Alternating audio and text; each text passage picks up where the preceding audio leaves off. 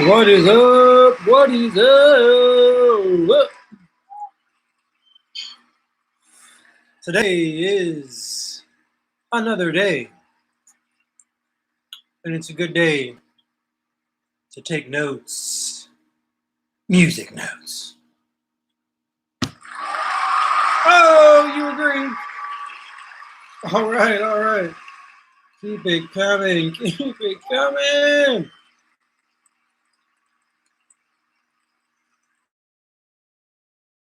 I mean, ice cream, which may be a little bit weird to do considering that it's like really cold outside. But just can't resist. This is Music Notes. My name is Carlos Young, and I am your host. I am a singer-songwriter. I probably mentioned that way too little, but I am. And not only am I a singer-songwriter, but I am someone who is going to share good information with you, I hope, about hit songs today. As always, on this episode of Music Notes. Music Notes is a live show, 30 minutes, live, largely unplanned, which hopefully you don't notice too much, And what we do is we cover songs, cover in a journalistic sense, music that's on the charts for the sake of songwriters, poets, arrangers, people who do music, people who make music, music creators. So, what do we talk about? We talk about the ins and outs of every thought that might go into making a song, creating a song, including where it may have come from. I don't really know where these songs come from, but we speculate. And what the melody's up to, what the structure's looking like. We talk about the mood. We talk about all kinds of stuff. It's not 100% consistent, but we bounce around, just based on however we feel today. In the event that you feel so inclined and you are happen to find yourself here in the chat, you're welcome to chat. This is a live show once again, and yeah, it's all about songs and what makes them hits. It's all about songs, and it's all about you. It's not about me. It's all about you. I say that, first of all, because it's true, and second of all, because I will not be talking much about myself beyond that short introduction. We got to get it rolling, because we got 7 or 8 topics to cover, and they go quickly in 30 minutes, especially when you consider that it's really 25 minutes or so, because I spent about 5 minutes doing this intro.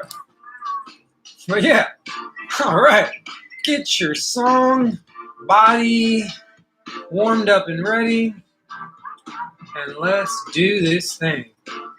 Let's see, what else we got to cover? Let's talk about something else about the show before we get too far into it. What else? Thank you. Let me say thank you. Let me give you encouragement really quickly. Songwriters, aspiring songwriters, potential songwriters, you can do it. You can do it. Don't overthink it. It's very simple to write a song, so long as you really know what you're working with. You got to know the tools a little bit, but I would put forth that anyone can write a good song, even a hit song, if you know what the makings of a hit song look like. So, today we're going to talk about one of my favorite songs of recent past, and that song is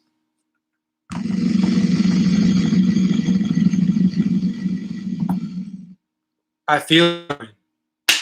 Hey! All right. One interesting thing about this show also, as we jump right in, is I don't really play the songs that we're talking about because, first of all, I don't want people to tell me to take my show down because I played somebody else's music without permission, and there's little chance I'm going to be getting permission to cover every single song. So, what we do is we just listen to music that I've made while we talk. Just you and me. Just me and you. The first segment of the show is called Hypothetical Origins. And it's all about where did the song come from? And we look at a couple of things, usually the lyrics, kind of the most telling when it comes to where the song may have originated in the thought sphere. And let's get right into that. I typically use genius.com to get my lyrics because I feel like they just are very smart. When it comes to figuring out lyrics, man, if you don't know what the people are saying in the songs that you listen to, maybe check out genius.com. That's not an endorsement of any kind. I don't get any money for telling you that that's a good site to go to, but it would be nice. So let's look at it. This song is by The Weekend, and one of my favorite producing duos ever, which is Daft Punk. If you don't know about Daft Punk, you should probably check out Daft Punk. They're like kind of good at what they do. So, The Weekend breaks into the verse talking about, tell me what you really like. Baby, I can take my time. We don't ever have to fight. Just take it step by step. I can see it in your eyes because they never tell me lies. I can feel that body shape and the heat between your legs. You've been scared of love and what it did to you. You don't have to run. I know what you've been through. Just a simple touch, and it can set you free. We don't have to rush when you're alone with me. I feel it coming. I feel it coming, babe. I feel it coming. I feel it coming, babe. Times 4 or 2 in that case. You're not the single type, so baby, this is the perfect time. I'm just trying to get you high and faded off this touch. You don't need a lonely night, so baby, I can make it right. You just got to let me try to give you what you want. Alright, that's like 2 verses in. It's pretty clear to me that the origin of this song comes from... I'm adding this drum roll thing. You like that? Suspense! Wait for it! Some kind of like seductive, dancey type moment, right? This is a song about really trying to like move in on somebody, perhaps on the dance floor, perhaps in the bedroom, I don't know. Who knows? All I know is pretty clear that we're trying to like maybe be a little bit seductive with this one, alright? That is my personal hypothetical origin.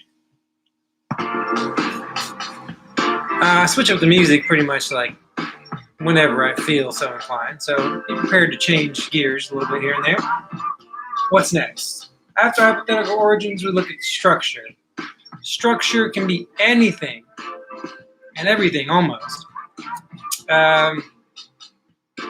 If you're really committed to the lyrics of a song, the structure of the song can be the lyrics.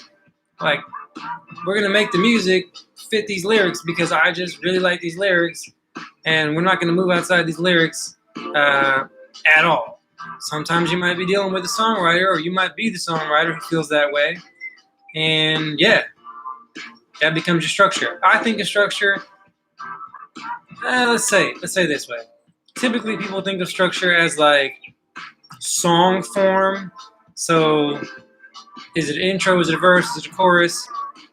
people go so far as to come up with cute little ways like of lettering them, A, B, A, B, B, B, C, C, A, B, where the A might be the verse and the B is the chorus. So if it's A, B, C, then that's like verse, chorus, bridge.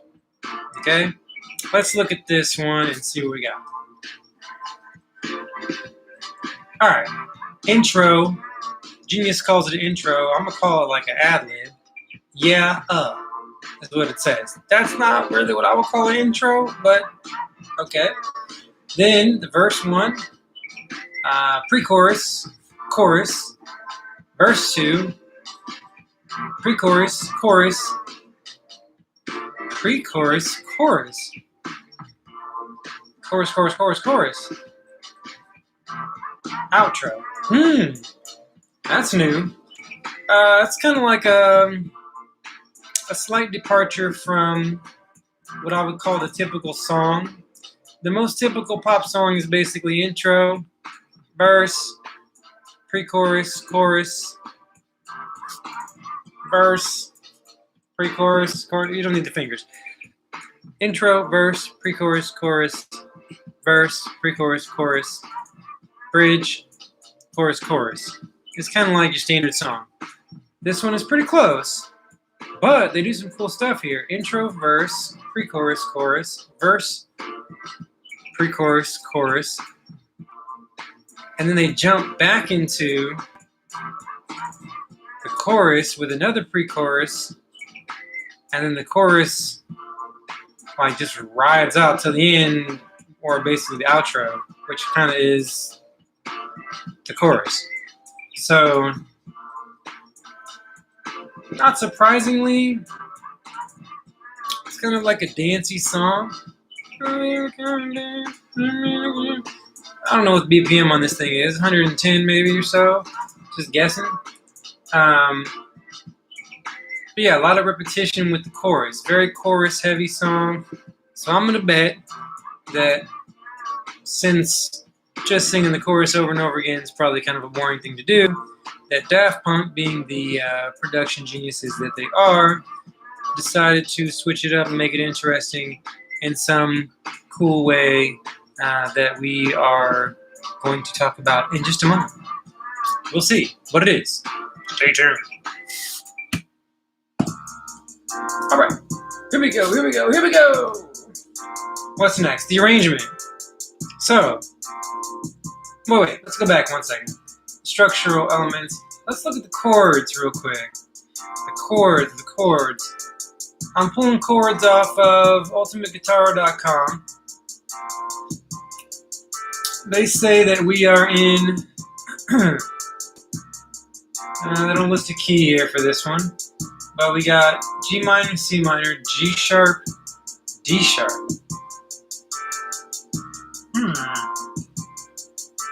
Word. Let's see. I got a lot of users on version 2. Let's see what this one says. This one's got a totally different scheme. So E minor, A minor, F, C, A minor, E minor, D minor. They're saying it's E minor, A minor, F, C, E minor, A minor, F, C. Wow, that's a pretty big difference between G, C, G sharp, C sharp. I'm going to check out one more of these actually, just because I didn't expect there to be such a... Okay, version 1, G sharp, G minor, C minor. This one says G minor, C minor, E flat, A flat 9. Some of these like chord differences, G minor, C minor, A flat, E flat, G minor, C minor, A flat, E flat. G minor, C minor, A flat, E flat, G minor, C minor, A flat, E flat. Okay, I think that the general consensus, even though it might not be too clear what the chords are according to this chord site, the general consensus is that the progression continues on and stays the same the whole time. E minor, A minor, F, C, E minor, A minor, F, C, A minor, E minor, D minor. No. You know what? This is the first time I'm going to give you guys a little homework, baby. If you think of yourself as a harmony genius, capable of digging out the deepest harmonic secrets of any given song anywhere, throw in the comments section here what the real chord progression is, if you can.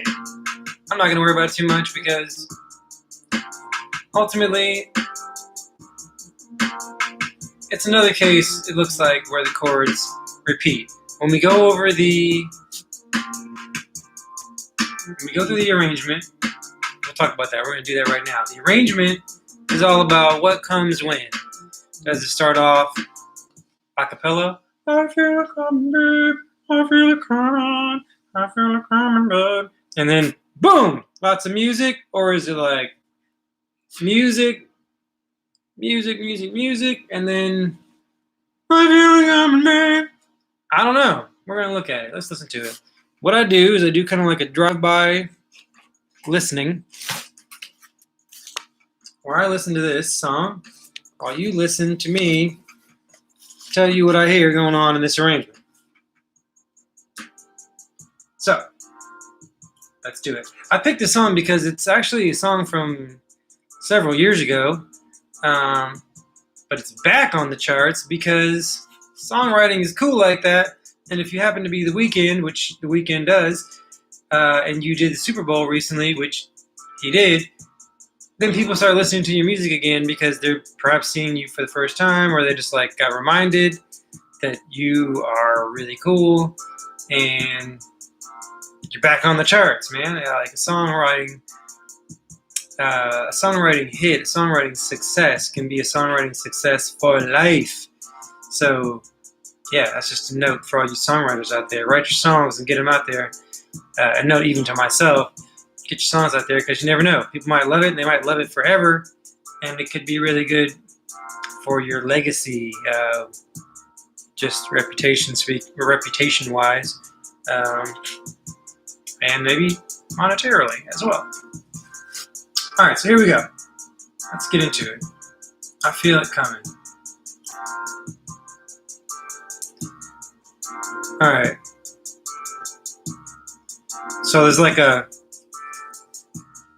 keyboard or something, playing some chords, and like a panning rhythm, maybe a drum.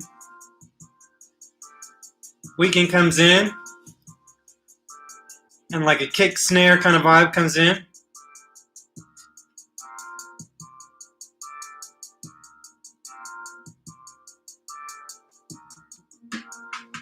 It's like a low bass thing going on.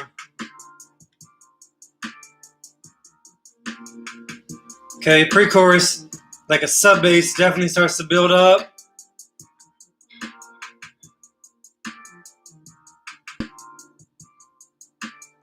There's some cool background things coming in on the pre-chorus. A little bit of a suspense, like a withdrawal.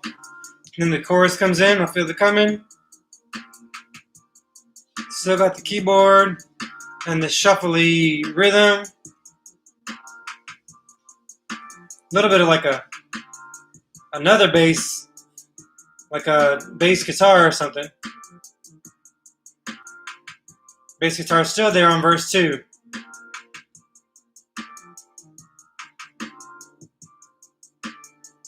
Some cool guitar riffs.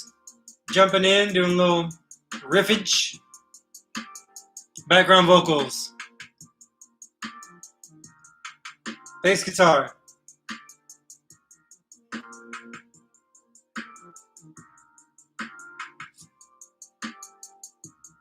So far the groove's pretty steady, but it has just little ear candies coming in.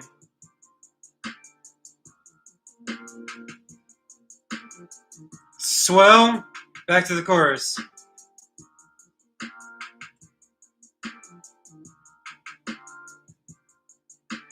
Chorus is bass.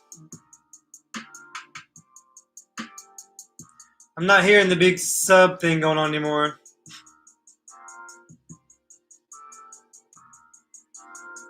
Okay, as the chorus goes back in through again, there's like a some interesting background sounds, like some maybe cymbals, a vocoder coming in doing the chorus. Okay, pre-chorus this time is like on a suspended thing where the instruments drop out. You just got the vocals on top of maybe the same chords, but with like a little bit of a filter over the top. Swell chorus. Like vocoder, kind of a talk box kind of a thing. That's Daft Punk, probably. I mean, it is that Daft Punk for sure.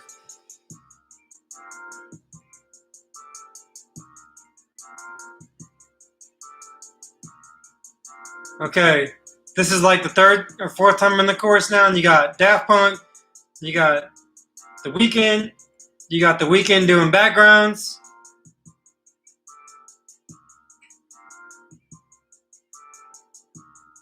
The music stayed pretty steady, like in terms of what the groove is doing. The nice little chords, they got some cool little like swells and real subtle filter sweeps.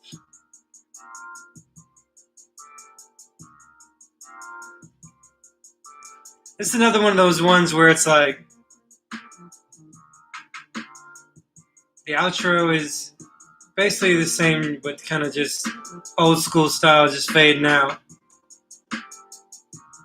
Okay, you gotta listen to that one for yourself, because Daft Punk is like really good at being super subtle and doing a whole lot without really doing a whole lot in your face style. Like, it's just the groove holds tight, but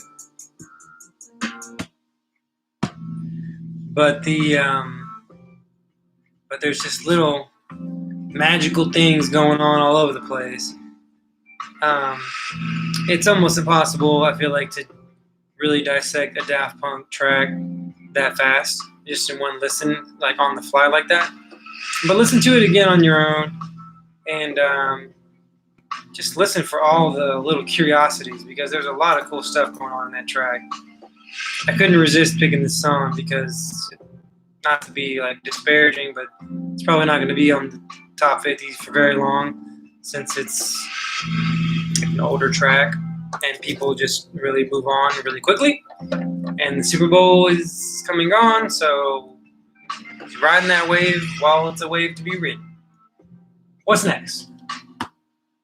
What do we have next?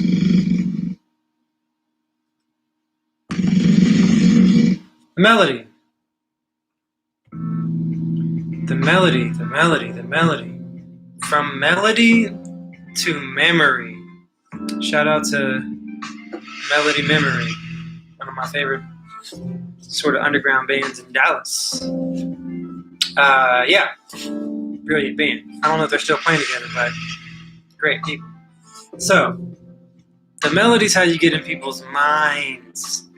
But you gotta do it gracefully, you gotta do it subtly, you gotta do it in a way that's not too mind-blowing to where they can't follow along. So, I feel it coming, I feel it coming, babe, I feel it coming, I feel it coming, babe.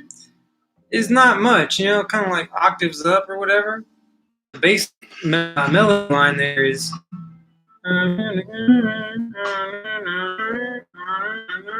like 5 notes. 5 notes is obviously within 1 octave. Maybe that's not obvious. There's 7 unique notes in a scale, standard scale. So, including the octave, there's 8. That's where octave comes from, octave, right?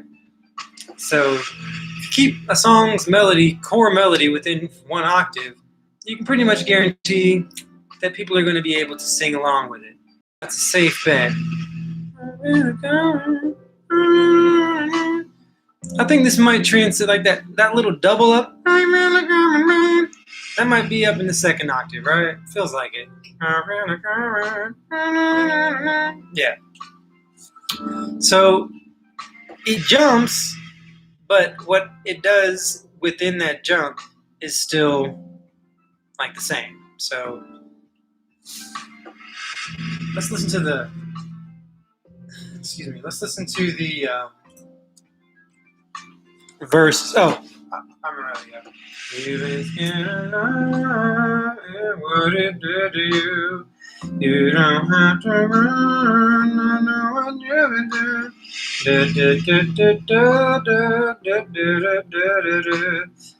Again, not too much.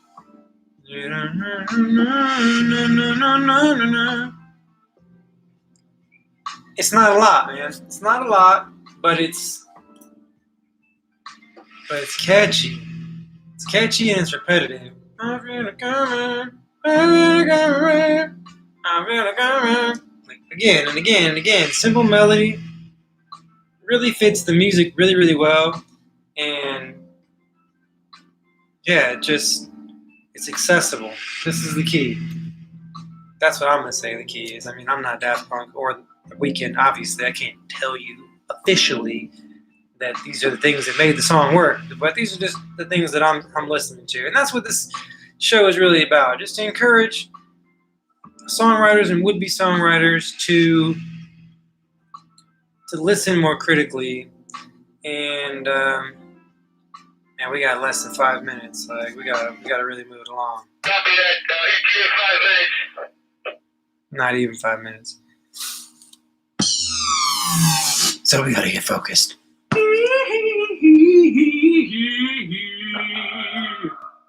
There's 2 segments left. Creative cameos. Creative cameos, and this one, I'm going to just go from memory. I'm going to say the talk box / vocoder coming from Daft Punk. Definitely the cool creative cameo, like literally a cameo. Because The Weeknd basically sings this song, right? And Daft Punk kind of features on the song, which is something that they do a lot of, like cool collabos where they kind of take the back seat, which I really dig, man. You should check out Daft Punk if you don't listen to them at all. Like, give them a try. They got a lot of different stuff, so don't just listen to one thing and then make your decision because they really have talent. Anyway, that's another story. Last segment is unanswered questions. Unanswered questions are really good for songs. Let's look at these lyrics one more time and see if we can pick out anything that kind of makes you wonder. Just a simple mountain that can set you free. You're not the single type, so baby, it's the perfect time. I'm just trying to get you high. Fade off this touch, you don't want to run the night. You're scared of love and what it did to you. Love and what it did to you. Okay, so I'm gonna say there's two big unanswered questions here. One is, does the girl actually come along with him or not? You know, that's the most obvious one. Second one is, what is it exactly that he feels coming? It is not a really telling word. So that could be a lot of things. And that's good for music. That's good for songs. Leave it a little bit wide open in terms of what's going on lyrically, and you make a lot of room for a lot of people to put in their own story. I got my story. I know what I think he's saying. You got your story. You know what you think he's saying. That's cool stuff, man. This is The Weeknd. This is Daft Punk. This is like 2 chart toppers working together. I guess it's 3 because Daft Punk's a duo. So yeah, that's my take on the song. I really like the song. I hope you like the song, or at least check it out and learn something. My name is Carlos Young. I got music out, of course. Listen to that if you feel so inclined. Check it out for yourself.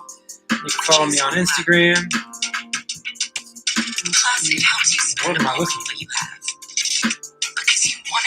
of your expenses and want to get ahead. Okay, something's happening. I'm out. I'm out. Check Secure Banking, Peace. helping you get ahead.